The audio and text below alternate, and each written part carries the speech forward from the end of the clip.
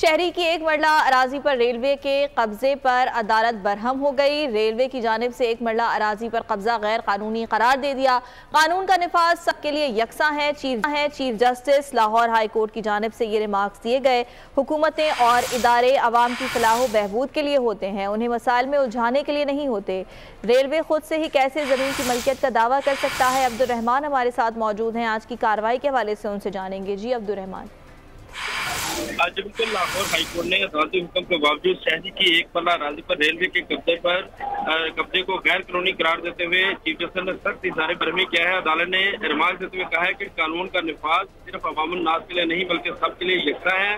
हुकूमतें और अदारे अवाम की फलाह बहबूद के लिए होते हैं, उन्हें मसाइल में उलझाने के लिए नहीं होते। अदालत ने महकमा रेलवे को रायगंज रेलवे स्टेशन पर शहरी की एक पल्ला दुकान का किया गया कब्जा वापस करने के अहकाम सादर कर दिए हैं, जबकि अदालत ने महकमा रेलवे को जमीन की मलकियत के लिए रेवन्यू अफसर से इंक्वायरी के लिए रुजू करने की हिदायत की है।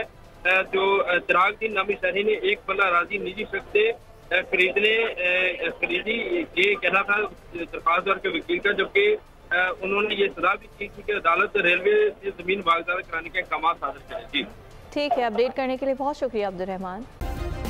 सब्सक्राइब करें और बेल दबाएं ताकि कोई खबर रह न जाए।